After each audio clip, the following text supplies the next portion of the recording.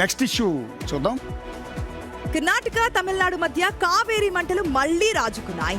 ఆ సెగలు సీఎం విజయ్ జననాయకన్ థియేటర్ల దాకా పాకాయి. రాష్ట్రాల మధ్య నీళ్ల పంచాయతీ ఎప్పటికి తెగుతోంది? తెలుగు రాష్ట్రాల మధ్య కూడా ఈ వాటర్ వార్ ఇంకెన్నాళ్ళు?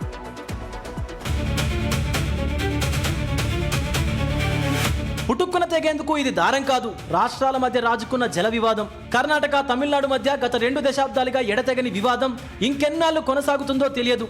కావేరీ నీళ్లు నిప్పులై రగులుతుంటే దాని సెగ తమిళనాడు సీఎం సినిమాకు తగిలింది. కావేరీ పరివాహక ప్రాంతమైన మండ్యాలో విజయ్ జననాయకన్ పోస్టర్లు చించేశారు, స్క్రీనింగ్ నిలిపివేశారు. కర్ణాటక అంతటా సినిమా నిలిపివేయాలని డిమాండ్ చేస్తున్నారు. ఇందుకు కావేరీ వాటర్ రెగ్యులేషన్ అథారిటీ ఇచ్చిన ఆర్డర్సే కారణం. తమిళనాడుకు 15 రోజుల పాటు నీరు విడుదల చేయాలని కర్ణాటక ప్రభుత్వాన్ని ఆదేశించింది. ఇప్పటికే వర్షాభావ పరిస్థితులు, తాగునీటి కొరత ఉండడంతో కర్ణాటక రైతులు, కన్నడ సంఘాలు దీన్ని తీవ్రంగా వ్యతిరేకిస్తున్నాయి. రాష్ట్రాల నీటి అవసరాలను తీర్చాల్సిన నదులు ప్రాంతాల మధ్య అగ్గిరాజేసే రణక్షేత్రాలుగా మారుతున్నాయి. తెలుగు రాష్ట్రాల మధ్య కూడా నీళ్ల పంచాయతీ కంటిన్యూ అవుతోంది. వాటర్ వార్స్ కు ఫుల్ స్టాప్ పడేదెప్పుడు? నదుల అనుసంధానమే దీనికి పరిష్కారమా?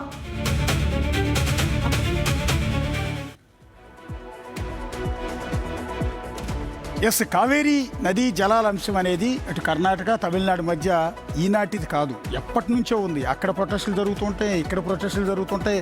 ఒక దశలో తమిళియన్స్ అంటే కన్నడిగుల్లో ఒక రకమైన వ్యతిరేకత. కావేరీ జలాల గురించి ఎవరైనా కన్నడ వాళ్ళు మాట్లాడితే వాళ్ళ మీదకి వెళ్ళి దాడులు చేసిన సందర్భాలు ఉన్నాయి. అలాగే కన్నడకు అనుకూలంగా తమిళియన్స్ ఎవరైనా మాట్లాడితే వాళ్ళ ముందు ధర్నాలు చేసిన సందర్భాలు ఉన్నాయి. దీనికి అసలు ముడిపడట్లేదు, ఎందుకంటే వాటర్ రిలీజ్ చేయాల్సిందంతా కూడా కర్ణాటక నుంచి. సో వాళ్ళు ఆ రిలీజ్ చేసే విషయంలో ఆ కావేరీ జలాల నీటి పంపకాల వివాదం అనేది ఎప్పటి నుంచో నాంచుతూ వస్తుంది తప్ప కేంద్రం పూర్తి స్థాయిలో ఇన్వాల్వ్ అవ్వటం లేదు. ఇప్పుడు మళ్ళీ కొత్తగా వస్తుంది. సహజంగా వర్షాలు ఎక్కువ పడి వరదలు వచ్చిన సందర్భంలో కావేరీ నది పొంగుతున్నప్పుడు పెద్దగా వివాదం ఉండదు. వాళ్ళు కూడా ఎగువన నీళ్ళని దాచుకోలేరు కాబట్టి వాడిని పంపించేస్తుంటారు. ఈసారి ఎల్నినో ప్రభావంతో వర్షాలు లేకపోయేటప్పటికీ మళ్ళీ గోల మొదలైంది. ఎప్పుడైతే విజయ్ మళ్ళీ సీఎం అయ్యాడో ఆయన దురదృష్టమేమో బహుశా. సో ఇప్పుడు ఎల్నినో రావటం, ఆయన అడుగుపెట్టిన మొదటిసారి వర్షాలు సరిగా లేక కావేరీ డ్యాంలో నీళ్లు రాకపోవడంతో తమిళనాడులో దిగువనున్న ఈ ప్రాంతాలు తాగునీటికి కూడా కటకటలాడాల్సిన పరిస్థితి ఉంది, కావేరీ నది పరివాహక ప్రాంతాల్లో ఉన్న జనాలు. సో ఈ క్రమంలో మళ్ళీ కర్ణాటకలో ఈ రకమైన అలజడి అక్కడ మొదలైంది. అక్కడ ప్రతిపక్ష పార్టీలన్నీ కూడా ఆందోళనకు పిలుపునిస్తే డీకే శివకుమార్ వాళ్ళకి ఆటోమేటిక్గా సపోర్ట్ చేయాలి, ఆ ఓటు బ్యాంక్ పాలిటిక్స్ కాబట్టి దానికి వ్యతిరేకంగానే ఆయన ఉండాలి కాబట్టి నేను విజయ్తో ఎట్టి పరిస్థితుల్లో సంప్రదింపులు జరపను అని కరాఖండిగా చెప్తున్నారు. 2 ముఖ్యమంత్రులు కలిసి కూర్చోండి, మాట్లాడుకోండి. ఇప్పుడు ఆంధ్ర తెలంగాణ మధ్య కూడా ఇదే రకమైన ఇష్యూ ఉంది. అలా చెప్పాలంటే తెలంగాణకి కర్ణాటక మధ్య కూడా ఉంది. ఆలమట్టి గేట్లు ఎత్తితేనే తుంగభద్ర ఇష్యూలో కావచ్చు, ఆలమట్టి కూడా అక్కడే కదా, అక్కడ నుంచి వదిలితేనే నీళ్ళు ఇక్కడికి వస్తూ ఉంటాయి. సో ఇలా చెప్పుకుంటూ పోతాడు. మహారాష్ట్రకి తెలంగాణకి ఇష్యూ ఉంది, బాబ్లీ లాంటి ప్రాజెక్ట్ ఇష్యూలు. ఇక్కడ ఎక్కడ గొడవలు లేవు. ఇప్పుడు ఆంధ్రాకి తెలంగాణకి మధ్య కూడా అదే ఇష్యూ, నీటి పంపకాల విషయాల్లో. సో ఇలా నీళ్లు వదలమని తెలంగాణ కూడా ఎక్కువ మంకుపాటు పట్టట్లేదు కదా, మాకు కావాలి నీళ్ళు అని అడుగుతారు తప్ప. సో ఈ వివాదాలు పరిష్కరించాల్సిన బాధ్యత కేంద్రం. అయితే ఈ నదీ జలాల అంశం అనేది ఎప్పటికీ ఒడవని ముచ్చటలాగానే అయిపోతుంది. ఇటు తెలంగాణకు ఆంధ్రాకు మధ్య అయినా, ఇటు కర్ణాటకకు తమిళనాడు మధ్యనైనా ఎప్పుడూ వివాదాస్పదంగానే ఉంటున్నాయి. ఇప్పుడు మనం కావేరీ నది చూసుకున్నా కూడా ఈ కావేరీ నది పుట్టింది పశ్చిమ కనుమలే, కర్ణాటకలోనే పుట్టింది, కానీ 800 కిలోమీటర్లు ప్రయాణించి సముద్రంలో కలుస్తుంది. ఈ ప్రయాణ మార్గంలో దాదాపు 300 కిలోమీటర్లు కర్ణాటకలో ఉంటుంది, ఇంకొక 400 కిలోమీటర్లు తమిళనాడులో ఉంటుంది. 150 సంవత్సరాల నుంచి పచ్చగడ్డేస్తే బగ్గుమనేటట్టుంది ఆ రాష్ట్రాలకు మధ్యన. అయితే 2018లో కావేరీ నదీ యాజమాన్య బోర్డు అనేది సుప్రీంకోర్టు ఏర్పాటు చేసి నదీ జలాలని డివిజన్ చేసేసింది, ఎవరు గొడవలు పెట్టుకోవద్దని చెప్పి. మొత్తం 740 టీఎంసీల నదీ జలాలకు సంబంధించి ఒక 280 టీఎంసీలు కర్ణాటకకి ఇచ్చింది, 400 టీఎంసీలు ఏమో తమిళనాడుకి ఇచ్చింది, ఒక 10 టీఎంసీలు కేరళకి, ఒక 7 టీఎంసీలు పుదుచ్చేరికి ఇచ్చింది. ఇంకా మరి వివాదం ఎందుకు అంటారు. ఇప్పుడు కరువు లాంటి పరిస్థితులు అయినప్పుడు వాళ్ళు నీళ్లు ఆపి పెడుతున్నారు. ఆపి పెట్టినప్పుడు కింద 30 లక్షల ఎకరాల వరకు తమిళనాడు పొలాలు ఉంటాయి, వాళ్ళకు నీళ్లు రావు. మామూలు అప్పుడైతే ఇబ్బందులు ఉండేవి కాదు, కానీ కరువు పరిస్థితుల్లో ఇట్లాంటి ఇబ్బందులు ఉన్నాయి. ఇంకొక విషయం ఏంటంటే తమిళనాడుకు కొంత ఎగువ భాగాన కర్ణాటక భూభాగంలో కర్ణాటక ప్రభుత్వం ఒక పెద్ద బ్యారేజ్ కడుతుంది, 64 టీఎంసీల బ్యారేజ్. ఆ బ్యారేజ్ అయితే కట్టినట్లయితే మోకునూరు వద్ద కడుతుంది. ఆ బ్యారేజ్ కడితే నీళ్ళన్నీ అక్కడికే అయిపోతాయి. మాకు నదీ జల వాటాల కింద ఎంత రావాలి, 400 టీఎంసీలు తమిళనాడుకు రావాలి, అవి రాకుండా పోతాయి, మాకు ఒక అన్యాయం జరుగుతుంది. ఆ వివాదం కూడా ఇప్పుడు తెరపైకి వస్తుంది.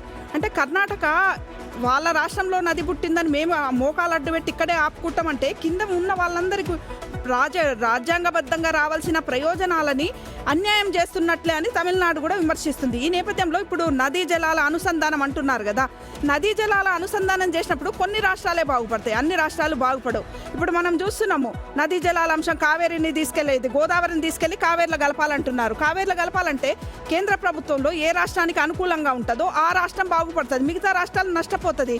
ఇప్పుడు బనకచెర్ల నల్లమల్ల సాగర్ అని చెప్పి ఆంధ్రప్రదేశ్ అంటుంది, తెలంగాణ అభ్యంతరం చెప్తుంది.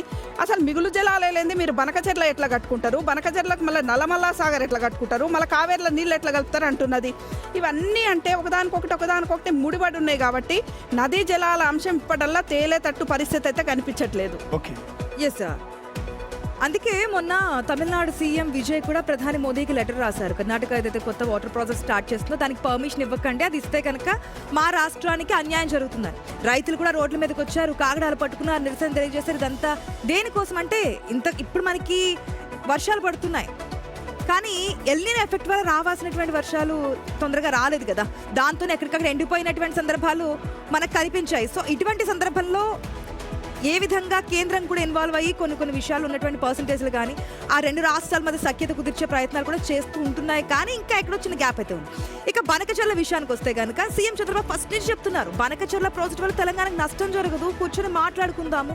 మిగులు జలాలు ఏదైతే సముద్రంలో వేస్ట్గా పోతున్నాయో, ఇప్పుడు ఏదైతే వర్షాలు పడుతున్నాయి, పైనుంచి వాటర్ వస్తుంది, వరదలు వస్తుంది, ఇది వృధాగా సముద్రంలో పోయే కన్నా మేము స్టోర్ చేస్తాము, దానివల్ల నష్టం ఏమీ లేదు అని చెప్తున్నారు. దాన్ని మళ్ళీ వేరే ప్రాజెక్ట్ కింద కన్వర్ట్ చేశారు.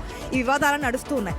కానీ వాటర్కి సంబంధించి అన్ని రాష్ట్రాల మధ్య అంటే ఇప్పుడు ఏపీ తెలంగాణ కావచ్చు, కర్ణాటక తమిళనాడు విషయం కావచ్చు, ఏపీ మహారాష్ట్ర సంబంధించి కావచ్చు, తెలంగాణ మహారాష్ట్ర, ఈ విధంగా అన్ని రాష్ట్రాలకి ఎందుకంటే నదుల అనుసంధానం కాబట్టి ఒక్క రాష్ట్రానికి మరొక రాష్ట్రానికి పైనున్నటువంటి రాష్ట్రాలకి మనకి వాటా అనేది ఇవ్వాల్సి ఉంటుంది ప్రాజెక్టులు నిర్మించుకున్నప్పుడు. సో ఆ విధానం కరెక్ట్ గా ఫాలో అయితే కనుక రాదేమో. కానీ ఒక్కొక్కసారి ఈ విధంగా వర్షాభావ పరిస్థితులు ఎల్నినో ఎఫెక్ట్ వల్ల మొత్తం అడుగంటిపోయినటువంటి సందర్భంలో ఈ వివాదాలు వస్తున్నాయి. పరిష్కారానికి కూడా ఇది ఎంత పీక్స్ లో ఉంటుందంటే ఈ కావేరీ జలాల వివాదం ఇప్పుడు తమిళ సినిమాలని కన్నడలో బ్యాన్ చేశారు. ఏకంగా జననాయకన్, అదే తమిళనాడు సీఎం విజయ్ హీరోగా నటించిన సినిమా అది. ఆ సినిమాను కూడా కర్ణాటకలో ఆపేశారు. ఈ స్థాయిలో ఉంటుంది అక్కడ ఆ రెండు రాష్ట్రాల మధ్య యుద్ధం అనేది. సో అక్కడ ప్రొటెస్టులు మొదలయ్యాయి. ఇది ఎక్కడికి దారి తీస్తుందో కూడా తెలియదు. పరిష్కరించకపోతే రెండు భాషల మధ్య, రెండు ప్రాంతాల మధ్య, రెండు రాష్ట్రాల మధ్య, రెండు సంస్కృతుల మధ్య చిచ్చు పెట్టినట్టే అనేది మనం ఇక్కడ భావించాల్సి ఉంటుంది. సో ఒక